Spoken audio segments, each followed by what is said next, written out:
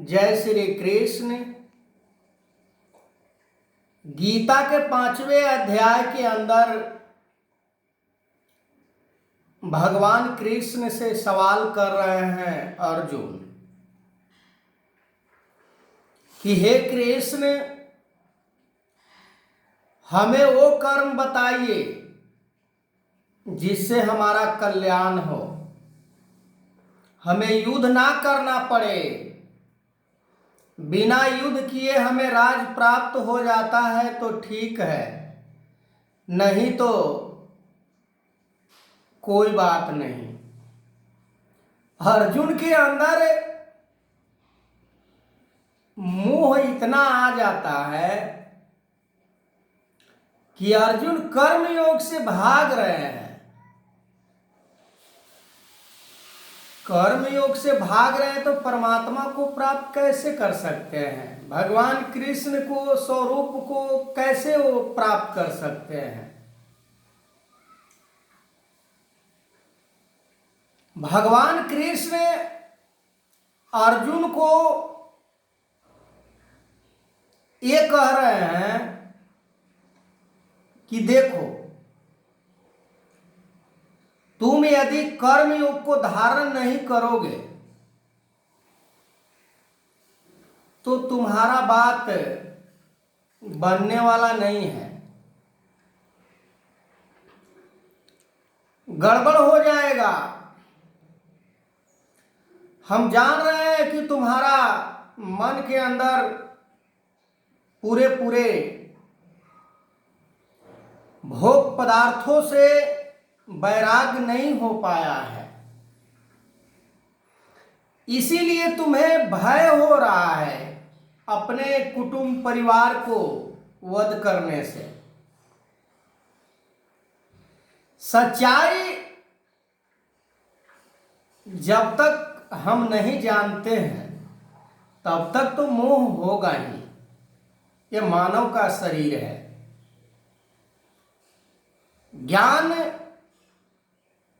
इतना साधारण भी नहीं है कि ज्ञान को तुरंत समझ ले इंसान।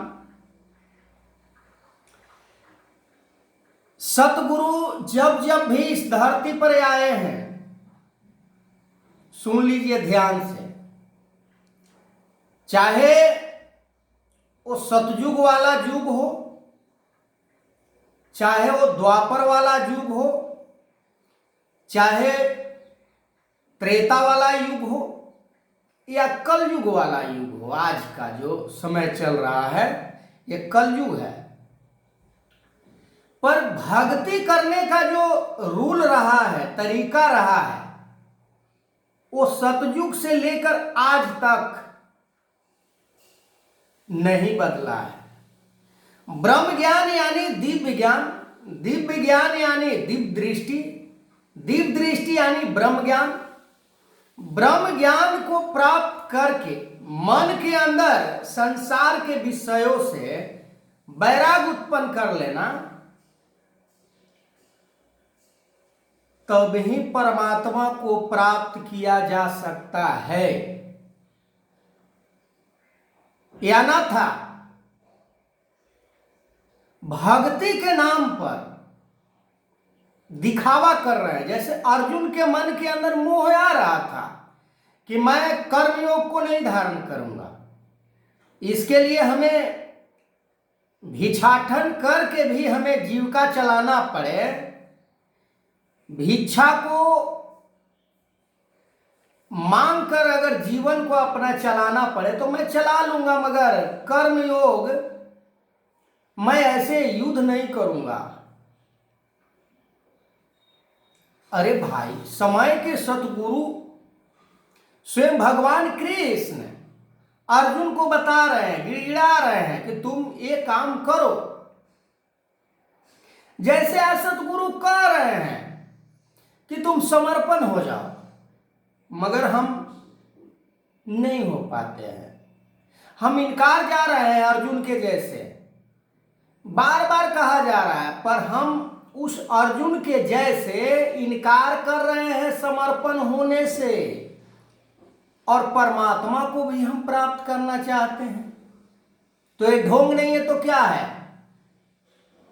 समर्पण करने के बाद कुछ नहीं बच जाता है, कुछ नहीं बच जाता है तो फिर कुछ नहीं बच जाता है, फिर कहाँ कुछ अहंकार नहीं रह जाता है, मोह नहीं रह जाता है, स्वार्थ नहीं रह जाता है, ईर्षा नहीं रह जाता है, द्वेष नहीं रह जाता है, घृणा नहीं रह जाता, अपना पराया के भेदभाव सारा चीज खत्म हो जाता है, दीवार सभी गिर जाते हैं और अज्ञानता रूपी दीवार गिर जाते हैं और ये परमात्मा निराकार, जिधर देखता हूं उधर तू ही तू है। ये निराकार परमात्मा को देखने के लिए कोई बैरियर और कोई दीवार नहीं है, दीवार के उस तरफ भी है, दीवार इसी के अंदर दीवार है। ये निराकार परमात्मा को प्राप्त करने का केवल एक ही रास्ता है, वो है समर्पण।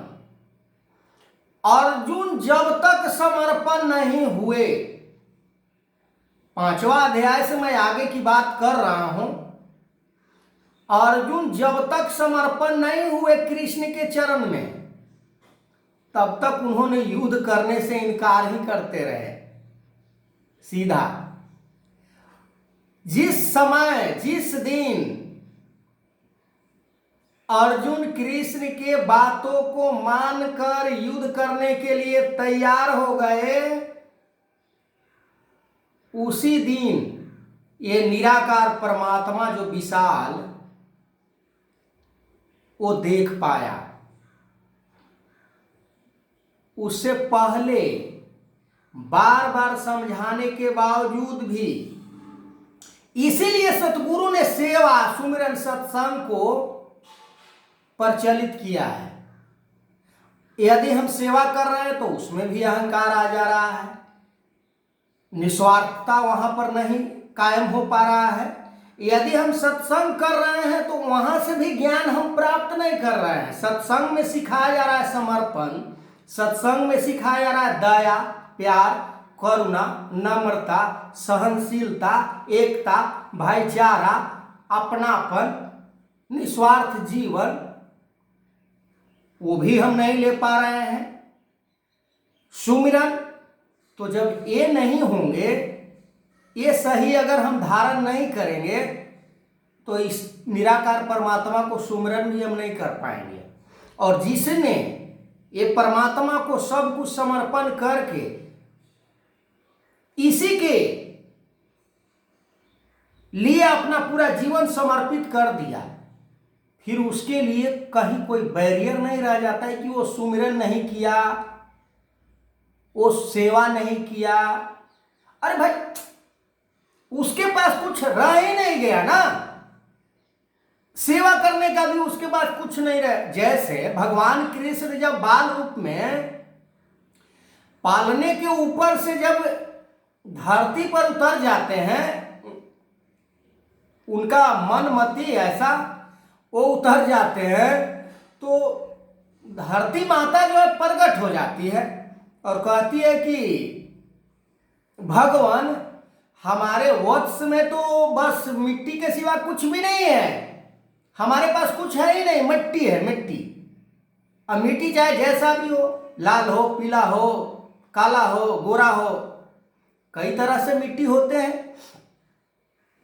भगवान कृष्ण कहते हैं कि ये मिट्टी से अच्छा और क्या हो सकता है। तो भक्त का अवस्था ऐसा बन जाता है कि भक्त के पास ये संसार में जीने के लिए केवल भोजन की आवश्यकता है, रोटी की आवश्यकता है, बहुत ज्यादा हाई फाई की जरूरत नहीं है।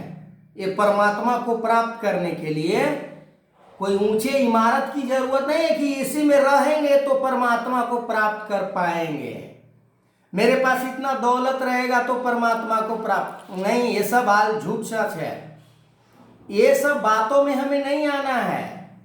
हमें परमात्मा को प्राप्त करना है। 84 लाख योनि से हम इतने कष्ट को झेल कर आए हैं, और इस जन्म में भी अगर हम इस परमात्मा को प्राप्त नहीं किए, दुनिया को ही धन दौलत को ही महत्व देते रह गए, कुटुंब परिवार को ही महत्व देते रह गए, रिश्ते नाते को ही अपना बस सारा कुछ, बस ये परमात्मा, इसके आगे कुछ है ही नहीं, तो फिर ये धोखा है।